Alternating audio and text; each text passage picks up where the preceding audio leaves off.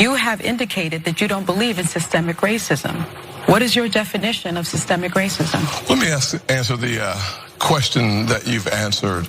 Or does it even exist in your mind? Let me answer the question this way. One of the things I think about, and one of the reasons why I'm on the show, is because of the comments that were made, frankly, on this show, that the only way for a young African-American kid to be successful in this country is to be the exception and not the rule. That is a dangerous, offensive, disgusting message to send to our young people today, that the only way to succeed is by being the exception. Just change the stations and see how much progress has been made in this country. ABC, NBC, CBS, ESPN, CNN, Fox News all have African-American and Hispanic hosts. So what I'm suggesting is that the yesterday's exception is today's rule. Tim Scott, as everyone is entitled to his opinion, I guess. He's entitled to both his opinion as well as whatever his opinion really is, contrasted with what he has to say in shows like that to appeal to a right-wing Republican base. I'm assuming there's a pretty big gap there, and that is me being very charitable to him.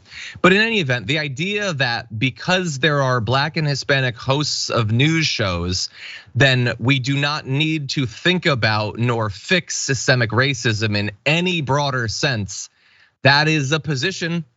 Dan, what do you make of it? I have a dream that one day my daughter and my son can walk around on Fox News, and maybe one of them will be on ESPN with Stephen A. Smith talking about the basketball finals, and then we will have reached the mountaintop. No, what is Tim Scott talking about? Like, it's so annoying. Like, the getting faces of color is just one part of it.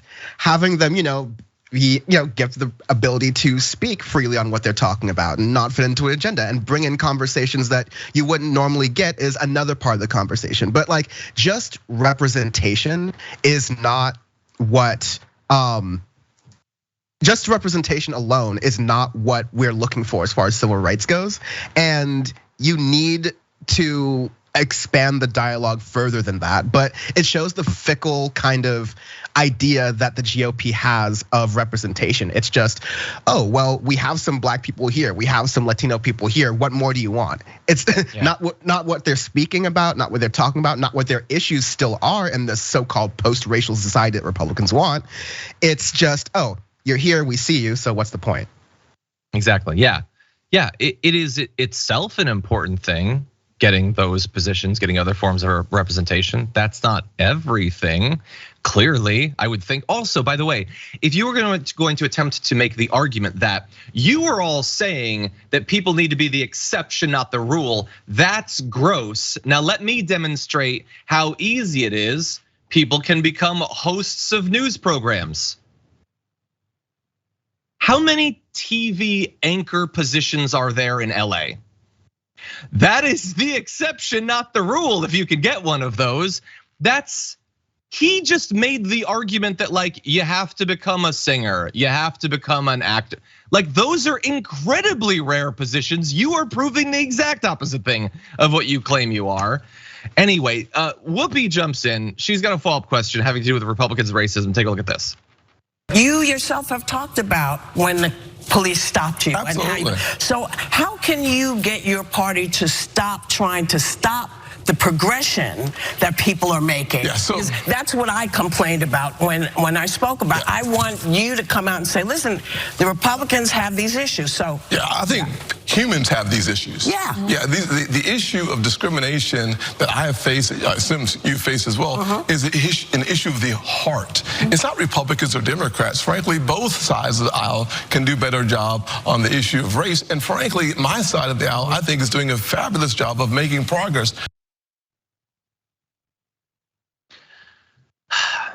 So Tim Scott is intelligent enough that he can make a claim that's obviously true, like both sides have more to do, that racism isn't just a thing of the Republicans. Well, obviously, there are tons of liberals who are racist or support racist policy. There are tons of quote unquote leftists who are racist or support racist policies. That doesn't make it equal. That doesn't make it equal in terms of the elected officials on both sides of the aisle. It doesn't make it 100% different. There are awful Democrats. Clearly, we're the most critical of them, more so than Tim Scott. But the idea that because everyone can be racist, let's just pretend everyone is equally racist. Oh, and then also let's not do anything about it. Well, that is convenient for the status quo. It's convenient for those politicians because you are not pushing for massive reform there. You're apologizing for a lack of it. What do you think, Dan? Yeah, it's amazing the amnesia that Tim Scott has right there. It's my only real point because I know we have more clips, but like Tim Scott just goes, oh, the whole critical race theory that was going on in Florida, the whole we don't want African American studies taught in Florida by your friend of the show, Tim Scott, Ron DeSantis, who's gonna be your running mate, who even though he's not, I don't think he's got the sauce, Tim Scott super doesn't have the sauce, all right? So maybe your potential VP president pick, Ron DeSantis, you may wanna bone up a little bit on some of the anti-black things he's been doing. And then, he's gonna do a bad faith look at the Democratic Party and try to false equivalency his way to that too, going, oh, well, Democrats are also banning things about black people from being taught in schools. Then he just leaves the entire Republican ideology altogether. So he's kind of stuck here. He's going, I don't see certain things just to appeal to a certain audience, but he's also gonna play up his black card for another audience. He's in an impossible position here, so yeah, I can't wait to see him flail more. Yeah, I don't know at this point if he's one of the many that thinks he can become vice president. Maybe he could. I don't know. Who knows what Trump is thinking? I don't think Trump does. But we're gonna get to the polls, and it doesn't look great.